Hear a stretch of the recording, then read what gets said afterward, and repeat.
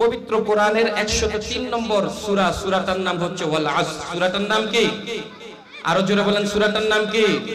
যে সকল যুবকরা এসেছে আমাদের হিসাবে তারা একটা জান্নাতি মেহমান, আপনারা কি বলেন? তাদের জন্য একটা তাকবীর ধ্বনি হবে কি হবে না? চিৎকার দিয়ে একটা তাকবীর ধ্বনি দেন, লিল্লাহি তাকবীর, নারায়ে তাকবীর, নারায়ে তাকবীর। যত যুবকরা আগমন করবে আল্লাহ তাআলা তাদেরকে জান্নাতি হিসেবে কবুল করুক, সকলে বলেন আমিন। ধৈর্য সহকারে আজকে যুবকদেরকে সবক দিয়ে যাব। বসো, আগামী নির্বাচনকে ঘিরে তোমার কোরআন কি বলে, আগামী দেশ সুন্দর করার ক্ষেত্রে তোমার ভূমিকা কি জানার দরকার আছে কি নাই? আরো জোরে বলেন, আছে কি নাই? আমাদেরকে বলে যে রাজনৈতিক কথা বলা যাবে না, এই কথা বলা যাবে না, সেই কথা বলা যাবে না। আমরা কোনো কথা বলবো না, সরাসরি কোরআন থেকে বলবো। শুনতে রাজি আছি তো ইনশাআল্লাহ? তাহলে বললাম, কোরআনের কততম সূরা তেলাওয়াত করেছি বলেন তো? 103 নম্বর সূরা। 100 পবিত্র কোরআনে আল্লাহ তাআলা সূরা দিয়েছেন 114টা। কয়টা? 114টা সূরার মধ্য থেকে 103 নম্বর সূরাটা আমি আপনাদের সামনে তেলাওয়াত করেছি। আল্লাহ তাআলা এই সূরাটাতে বিভিন্ন কর্ম আল্লাহ তাআলা আমাদেরকে দান করেছেন, বিভিন্ন দিক নির্দেশনা আল্লাহ তাআলা আমাদেরকে দান করেছেন। ইমাম শাফি রাহমাতুল্লাহি আলাইহি এই সূরা সম্পর্কে বলেছেন এটা যে সূরা আসর এমন একটা সূরা, এই সূরাটা যদি পুরা কোরআন নাজিল না হয়ে শুধু সূরাতুল আসর নাজিল হতো। কোন সূরা বলেন তো? সূরা আসরটা যদি শুধু নাজিল হতো তাহলে মানুষের জীবনকে আলোকিত করার জন্য, মানুষের জীবনকে সুপথে পরিচালিত করার জন্য, মানুষের জীবনকে আল্লাহ তাআলা যেই লক্ষ্য উদ্দেশ্য দিয়েছেন সেই লক্ষ্য উদ্দেশ্য পর্যন্ত পৌঁছানোর জন্য সূরাতুল আসর একাই যথেষ্ট ছিল। সুবহানাল্লাহ বলেন। তাহলে এমন একটা গুরুত্বপূর্ণ সূরা, এটা সম্পর্কে জানার দরকার আছে কি নাই? আল্লাহ তাআলা এই সূরার মধ্যে 4টা বিষয়ের আলোচনা করেছেন। কয়টা বিষয়ের? আল্লাহ তাআলা পবিত্র কোরআনের 103 নম্বর সূরা সূরাতুল আসরের প্রথমে আল্লাহ তাআলা বলেছেন ওয়াল আসরি ইন্নাল ইনসানা লাফি খুসরি ইল্লাল্লাযীনা আমানু ওয়া আমিলুস সলিহাত ওয়া তাওয়াসাউ বিল হাক্কি ওয়া তাওয়াসাউ বিস সবর। আল্লাহ তাআলা ডাক দিয়ে বলছেন, আমি আল্লাহ তাআলা সময়ের কসম খাচ্ছি। কিসের কসম? চিৎকার দিয়ে বলেন। আল্লাহ সময়ের কসম খেয়ে বলছেন, ইন্নাল ইনসানা লাফি খুসর, নিশ্চয় নিশ্চয় সব মানুষগুলো ক্ষতিগ্রস্ত, সব মানুষ ক্ষতিগ্রস্ত। মানুষ যত রয়েছে, পুরুষ হোক অথবা নারী হোক, যুবক হোক অথবা বৃদ্ধ হোক, সব মানুষগুলো ক্ষতিগ্রস্ত। ইল্লাল্লাযীনা আমানু, তবে ওই সকল মানুষগুলো ব্যতীত যারা ঈমান আনয়ন করেছে। যারা কি করেছে? চিৎকার দিয়ে বলেন। ঈমান আনয়ন করেছে, ওয়া আমিলুস সলিহাত, এবং সৎ আমল করেছে, নেক আমল করেছে, ওয়া তাওয়াসাউ বিল হাক্কি, এবং মানুষকে সত্যের দিকে পরস্পরকে সত্যের দিকে আহ্বান করেছে, দাওয়াত দিয়েছে, নসিহত করেছে, সত্য সত্য উপদেশগুলো মানুষকে দিয়েছে। ওয়া তাওয়াসাউ বিস সবরি, এবং পরস্পরকে ধৈর্য ধারণ করার উপদেশ দিয়েছে। এই ঘোষণাটা দিয়েছেন কে? আরো চিৎকার দিয়ে বলেন, ঘোষণা দিলেন কে? সেই মহান রব। প্রথম সূরাতুল আসর, এই ছোট্ট একটি সূরার মধ্যে আল্লাহ তাআলা আসরের কসম খেয়েছেন। আসর একটা সময়, আমরা জানি আসর হলো সময়ের কসম। আসরের সময়ের সম্পর্কে আমরা জানি একটা নামাজের ওয়াক্তের নাম হলো আসরের সালাত। কিসের সালাত বলেন তো? আসরের সালাত। মুফাসসিরিনে কেরামগণ এখানে একটা প্রশ্ন করেছেন, আল্লাহ তাআলা তো অন্যান্য সূরার মধ্যে বিভিন্ন সময়ের কসম খেয়েছেন, যেমন সূরাতুল ফজরের মধ্যে ফজরের কসম খেয়েছেন, ওয়াল ফজরি ওয়া লায়ালিন আশরি, সেখানে আল্লাহ তাআলা ফজরের সময়ের কসম খেয়েছেন। আল্লাহ তাআলা ফজর থেকে নিয়ে একেবারে দীর্ঘ সময় পর্যন্ত, সূর্য উদিত হওয়া পর্যন্ত একটা দীর্ঘ সময়। আবার কোন সময় আল্লাহ তাআলা বিভিন্ন সময়ের কসম খেয়েছেন। দীর্ঘ একটা সময়ের কসম আল্লাহ তাআলা চাইলে খাইতে পারতেন। আল্লাহ দীর্ঘ সময়ের কসম না করে আসরের সময়ের কসম কেন করলেন? মুফাসসিরিনে কেরামগণ এই কথার ব্যাখ্যা করেন এইভাবে, আয়াতের শব্দের তাফসীর করেন এইভাবে। মুফাসসিরিনে কেরামগণ বলেন আসরের সময়টা একেবারে সংক্ষিপ্ত একটা সময়, যে আসরের সূর্য হেলে যাওয়া থেকে নিয়ে একেবারে সূর্য ডুবা পর্যন্ত অল্প সময় একটা সময়। বলেন কত সময়? অল্প সময় নাকি বিশাল সময়? আরো চিৎকার দিয়ে বলেন অল্প সময় নাকি বিশাল সময়? আসর থেকে মাগরিব পর্যন্ত কি অল্প সময় না দীর্ঘ সময়? অল্প সময়।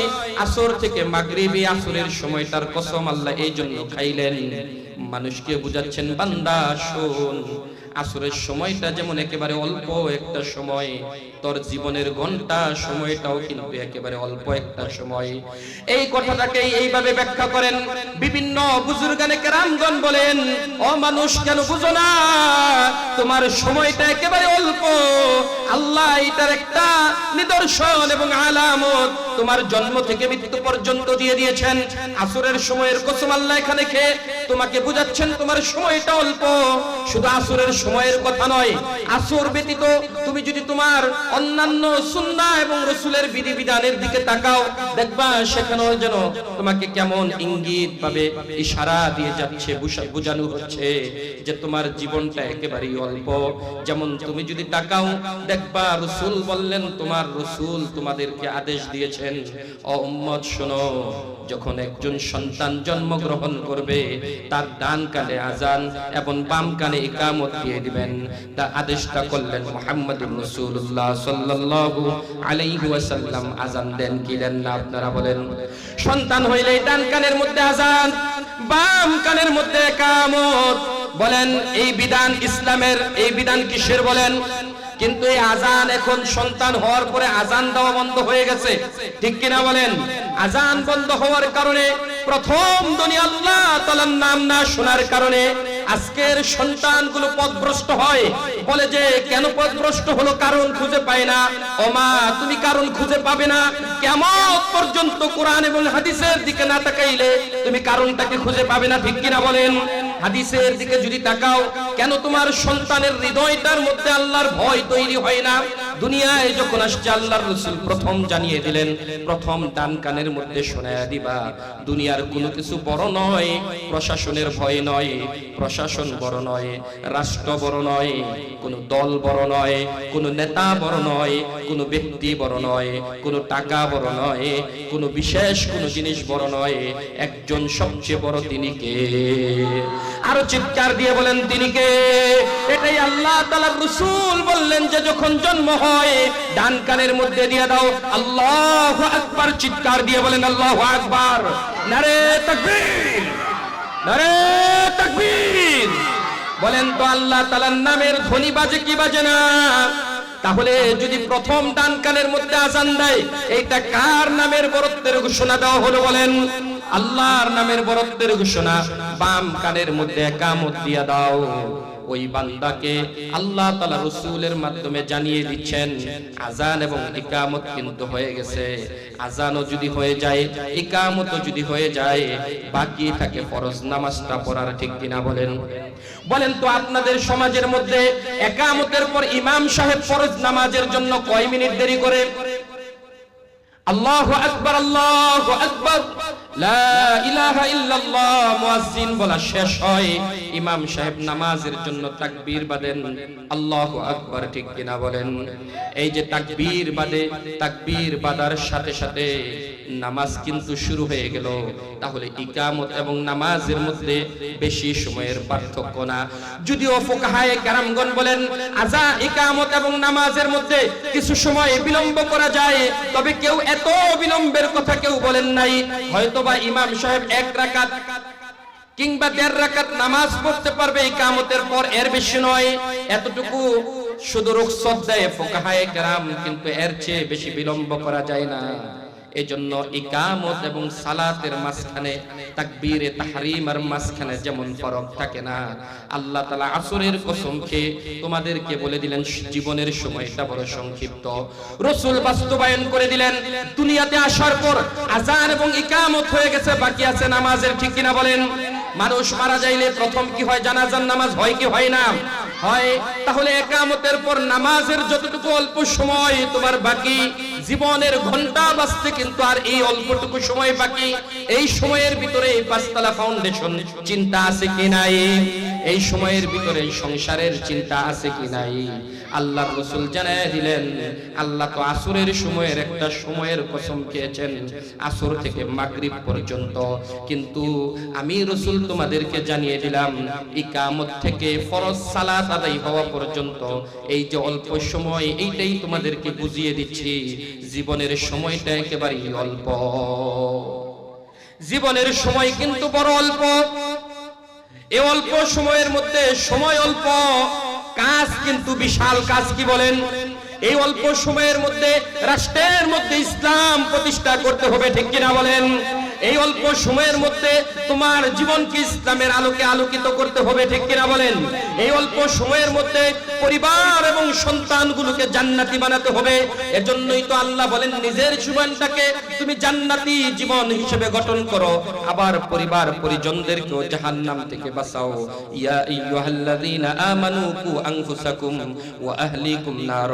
হে ঈমানদারগণ, আযান, ইকামত এবং ফরজ নামাজ প্রতিষ্ঠিত হওয়ার এই মাঝখানের অল্প সময়টুকুর মধ্যেই নিজেও জাহান্নাম থেকে বাঁচতে হবে, নিজের পরিবার পরিজনদেরকেও জাহান্নাম থেকে বাঁচাতে হবে। ঘোষণা দিলেন কে? আরো জোরে বলেন কে? এই জন্য আল্লাহ তাআলা মানুষকে ঘন্টার একটা সময়ের একটা বিষয় বোঝানোর জন্য একেবারে সংক্ষিপ্ত একটা সূরার শুরুতে আল্লাহ তাআলা বলে দিলেন ওয়াল আসরি। আর ইমাম শাফি রাহমাতুল্লাহি আলাইহি বলে দিলেন এই সূরাটাই মানুষের জীবনকে পরিবর্তন করার জন্য একাই যথেষ্ট ছিল। সুবহানাল্লাহ। এই জন্য ওয়াল আসরি আল্লাহ তাআলা বললেন। এই ওয়াল আসরের আরো অনেক ব্যাখ্যা আছে, মুফাসসিরিনে কেরামগণ আরো অনেক ব্যাখ্যা করেছেন, কিন্তু মূল ব্যাখ্যা হলো এটাই, আল্লাহ তাআলা সময়ের কসম খেয়ে মানুষের সময়টার কথা বুঝিয়ে দিচ্ছেন, আল্লাহ সময়ের একটা গুরুত্ব বুঝিয়ে দিচ্ছেন। আমরা জানি সময় এবং স্রোত কারো জন্য কিন্তু অপেক্ষা করে না, ঠিক কিনা বলেন? আপনি দুনিয়ার জমিনে থাকেন আর না থাকেন, সময় কিন্তু ঠিকই পরিবর্তন হবে, ঠিক কিনা? আজকে রাত্রে যদি ঘুমান, যদি আপনার দুইটা চক্ষু না খুলে, সকালে কিন্তু ঘোষণা হবে অমুক আল্লাহর বান্দার ইন্তেকাল হয়েছে, মুয়াজ্জিন ঘোষণা দিবে, আপনার রাত আর পোহাবে না। কিন্তু ঘোষণাকারী ঘোষণা দেওয়ার পর রাত কিন্তু আর রইল না, সকাল হয়ে যায়, আবার রাত চলে আসে, আবার সকাল হয়ে যায়, আবার দিনের রদ বদল হয় কি হয় না বলেন তো?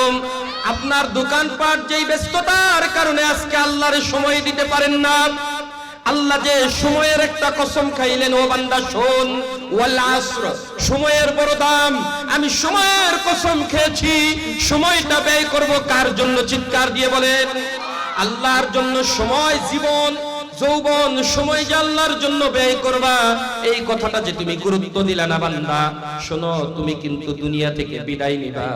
আজকে যারা অফিসের মধ্যে আছেন, কান দিয়ে শুনেন, আপনি চলে যাওয়ার পরেও কিন্তু অফিস ঠিক আগের মতোই চলবে, ঠিক কিনা বলেন?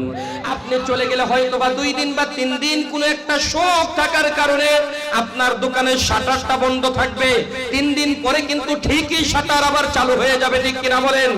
আমি আজকে মসজিদের ইমাম বা খতিব, আমি মারা গেলাম, মসজিদের নামাজ কিন্তু বন্ধ থাকবে না বন্ধ। ঠিক তুমি যেরকম ভাবে যেই রাস্তা দিয়ে চলছো, রাস্তাটা ঠিক থাকবে, তুমি কিন্তু চলে যাবা। তুমি যেই দোকানের মধ্যে আড্ডা দিচ্ছ, দোকানটা ঠিক থাকবে, তুমি কিন্তু চলে যাবা। তাই আল্লাহ তাআলা বলতেছেন ওয়াল আসর ইন্নাল ইনসানা লাফি খুসর। ও মানুষ শোনো, সময়ের কসম আমি আল্লাহ খাইতেছি, সময়টা বড় একটা দামি জিনিস।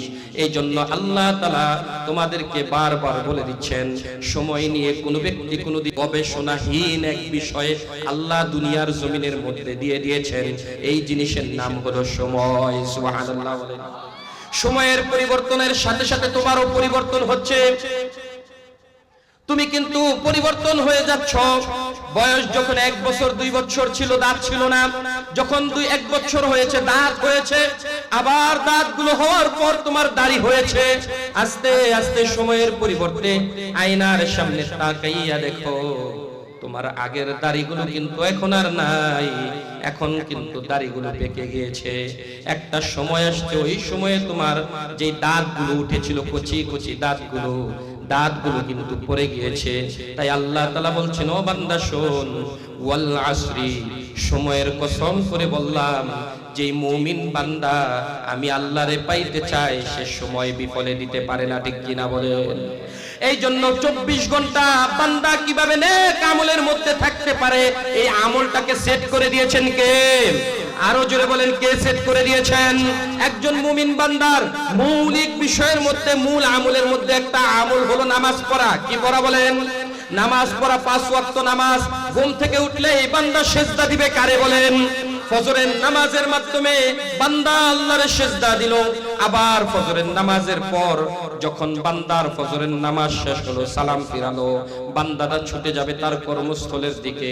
কাজ করার পর দিনের মাঝামাঝি একটা সময়ে, মাঝখানের যে সময়টুকু আছে, এই সময়ের ভিতরে সে আল্লাহ থেকে গাফেল হইতে যেন না পারে, আবার আল্লাহকে স্মরণ করার জন্য আল্লাহ যোহরের ওয়াক্তকে সেট করে দিয়েছেন। সুবহানাল্লাহ।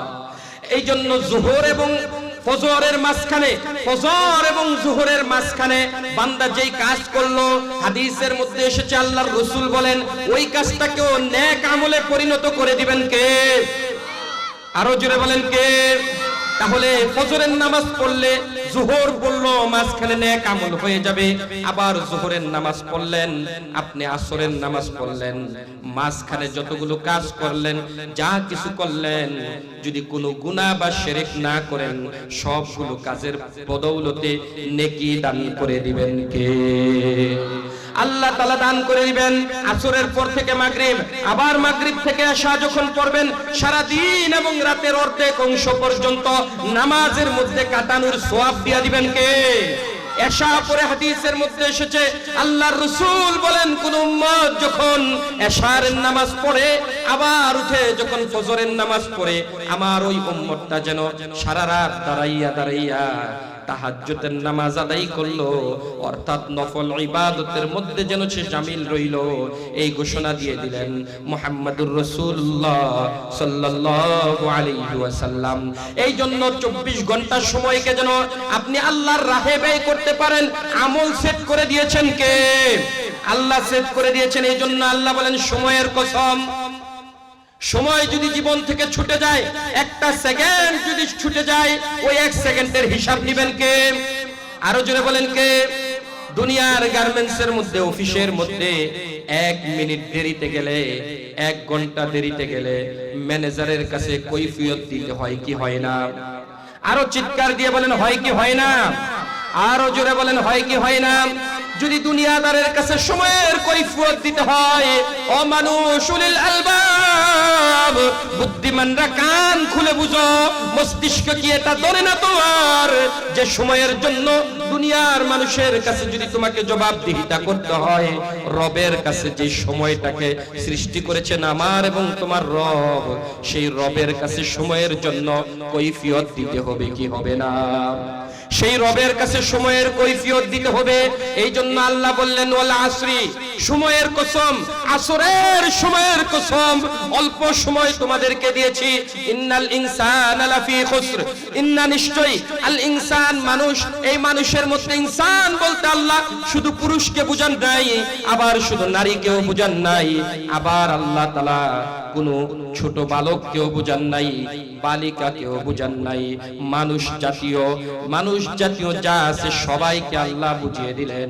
সে পুরুষ হোক, নারী হোক, সে যুবক হোক, যুবতী হোক, যদি মানুষ হয়ে থাকে, সৃষ্টিগত যদি মানুষ হয়ে থাকে, সে অবশ্যই ক্ষতিগ্রস্তের মধ্যে রয়েছে। কিসের মধ্যে রয়েছে বলেন? ক্ষতিগ্রস্তের মধ্যে রয়েছে। মানুষ সময়কে সময় মতো কাজে না লাগানোর কারণে প্রত্যেকটা মানুষ ক্ষতিগ্রস্তের মধ্যে রয়েছে। এই ঘোষণাটা দিয়ে দিলেন কে? আরো জোরে বলেন, ঘোষণা দিলেন কে? এই ক্ষতি থেকে বাঁচতে চাই কে? কে 2 হাত তুইলা দেখান। আরো জোরে বলেন, কে বাঁচতে চাই? নারে তাকবীর, নারে তাকবীর। বাঁচতে চাই তো? এই জন্য আল্লাহ তাআলা বাঁচার উপায় দিয়া দিলেন 4টা। কয়টা? আরো জোরে বলেন কয়টা? বাঁচার উপায় হলো চারটা। এক নাম্বার, আল্লাহ তাআলা বললেন সব মানুষগুলো ক্ষতিগ্রস্ত, তবে ওই সকল মানুষগুলোকে আমি বাঁচাইয়া দিলাম যারা ঈমান আনয়ন করেছে। চিৎকার দিয়ে বলেন এক নাম্বার কারা? ঈমানদাররা। জোরে বলেন কারা?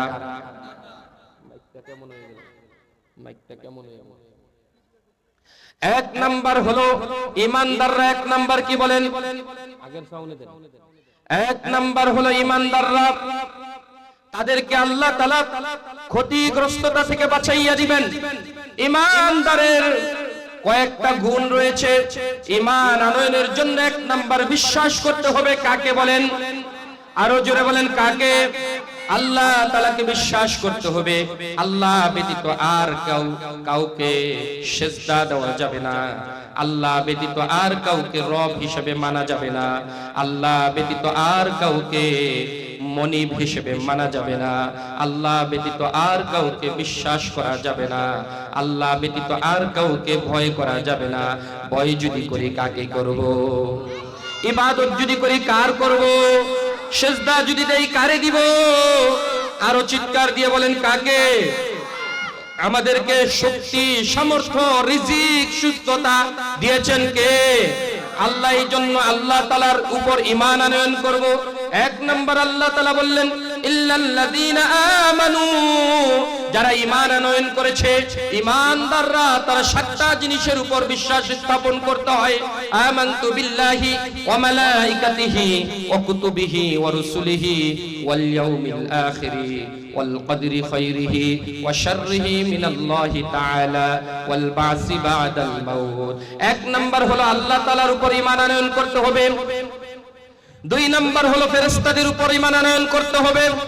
তিন নাম্বার হলো আসমানি সকল কিতাব সমূহের উপর ঈমান আনয়ন করতে হবে। চার নাম্বার হলো সকল নবী রাসূলদের উপর ঈমান আনয়ন করতে হবে। পাঁচ নাম্বার হলো রাসূলিহি ওয়াল ইয়াউমিল আখিরি, আখিরাতের দিবসের ব্যাপারে ঈমান আনয়ন করতে হবে। ওয়াল কদরি খায়রিহি, বলেন তো তাকদীরের ভালো মন্দ দেনেওয়ালা কে? আরো জোরে বলেন কে? আল্লাহ তাআলা। তাই তাকদীরের ভালো মন্দের ব্যাপারেও বিশ্বাস করতে হবে। ভালো হোক আর মন্দ হোক দেন কে? আল্লাহ তাআলা তাকদীরের ভালো মন্দ সব নির্ধারণ করে রেখেছেন। এটা তাকদীরে নির্ধারিত রয়েছে, এটাও বিশ্বাস করতে হবে।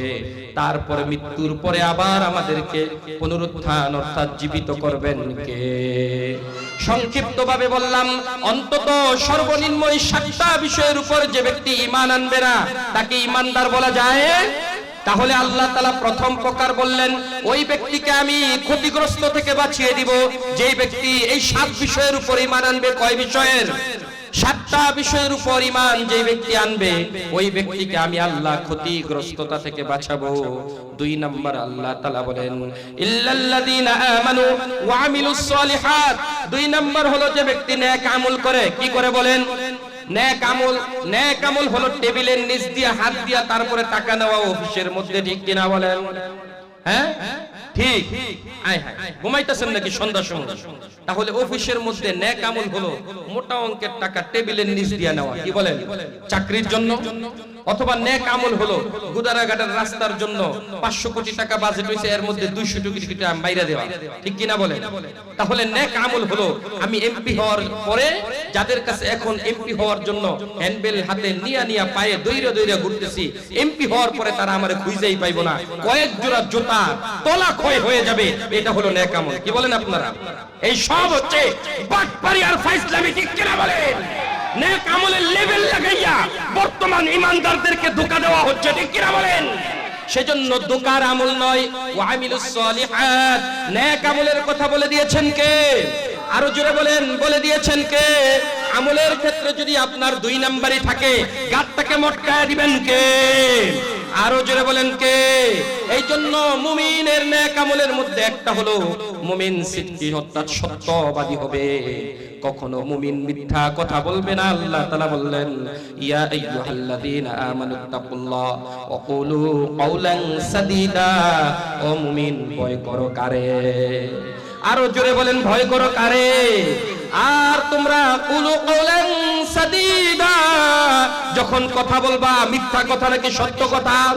সত্য কথা।